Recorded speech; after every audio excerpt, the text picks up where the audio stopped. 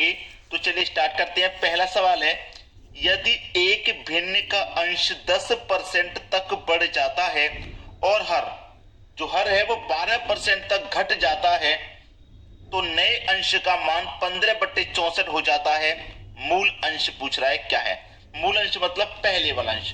देखिए अंश क्या होता है, कोई भी भिन्न में ऊपर वाली संख्या होती है अंश और नीचे वाली संख्या होती है हर। ठीक है, अब कोई भिन्न, एक भिन्न हमको नहीं पता है ना, तो मैं उसको x मान लेता हूं। ठीक है, और हर हमको नहीं पता, हर को हमने y मान लिया। उसने बोला है कि अंश का 10% बढ़ जाती है। अब अंश हमने क्या मान लिया, x, ये अपने आप में 100% होगा। इसका 10% बढ़ जाएगी तो कितना बढ़ जाएगी, ये 100% है अपने आप में, 10% बढ़ जाएगी तो 110 हो जाएगी। ठीक है, और यहाँ पे क्या है, हर 12% तक घट जाता है तो y मेरा अपने आप में 100% होगा और 12% घट जाएगा तो 100 में से 12 घट जाएगा तो 88 बचेगा। उसके बाद में क्या हो जाता है, नए अंश का मान 15/64 हो जाता है, 15 के बटे में 64 हो जाता है, ये कह रहा है वो। ठीक है, चलिए देखिए, x के बटे में रहेगा ये y, ठीक है, बराबर, और 15 के बटे में रहेगा ये 64, और ये जो 110 के बटे में 88 है ये इधर चला जाएगा बराबर में से। ठीक है, बराबर के उधर जाएगा तो पलट जाएगा, यानी कि 88 ऊपर पहुंच जाएगा और 110 नीचे आ जाएगा। इतना काम करना था, हो गया इतना काम। चलिए अब इसको कटा लेंगे। किस संख्या से कट रहा है भाई, देखिए अगर मैं इसको 5 से कटाऊं, 5 त्रिका 15, और 5 से कटाऊंगा इसको तो कटेगा 5 दूनी का 10, एक बचेगा 10, 5 दूनी का 10, यानी कि 22 बार में ये कट जाएगा। भाई 5 से मैंने इसको भी कटा लिया और 5 से मैंने इसको भी कटा लिया तो 22 बार में ये कटेगा। ठीक है, 5 दूनी का 10, एक बचेगा 10, 5 दूनी का 10। चलिए अब 8 से कटाऊंगा, 8 अट्ठे 64, और 8 से इसको मैं कटाऊंगा, 8 एकम 8, ठीक है, फिर से 8 एकम 8, यानी कि 11 बार में ये कट जाएगा। कट गया। अब देखिएगा 11 दूनी का ये 22 कट जाएगा, कट गया।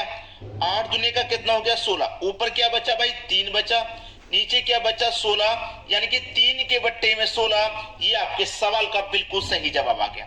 तो मूल अंश क्या है, 3/16, जो कि हमारे डी ऑप्शन में दिया गया है, ये बिल्कुल सही आंसर हो गया।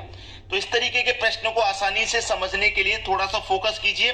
एक बार जब कॉन्सेप्ट समझ में आ जाता है तो फिर सवाल आराम से बनते जाते हैं। चलिए अब देखेंगे अगला सवाल। अगला सवाल है, यदि एक भिन्न का अंश 400% बढ़ जाता है तो कोई हर 25% तक बढ़ जाता है, नया भिन्न 2/3 हो जाता है। मूल अंश क्या है, पहले वाला अंश क्या है। क्या होता है, मैंने आपको बताया है, अंश के बटे में हर होता है।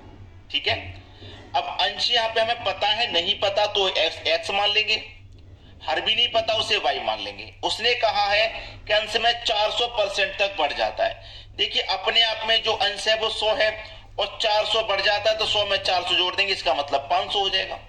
ठीक है, और यहाँ पे हर में क्या कहा गया, 25% तक बढ़ जाता है। ठीक है, कितना बढ़ जाता है भाई, 25% तक बढ़ जाता है। अब देखिएगा 25% तक हमारा बढ़ जाता है तो ये हमारा अपने आप में क्या होगा, 100 होगा, 25 नहीं 250, सॉरी 25 नहीं 250, तो ये अपने आप में 100 होगा, और 250 बढ़ जाएगा तो कितना हो जाएगा, 350 हो जाएगा। ठीक है, उसके बाद में नया भिन्न हो जाता है 2 के बटे में 3। पहले के जैसे ही सॉल्व कर लेना, x के बटे में y आ गया, बराबर में 2 के बटे में 3 आ जाएगा, और ये 500 के बटे में 350, ये बराबर के इधर जाएगा तो पलट जाएगा, यानी कि 350 चला जाएगा ऊपर और 500 आ जाएगा नीचे। चलो कटा दो, एक जीरो से मैं यहाँ पे एक जीरो कटा दूंगा, कटा दिया।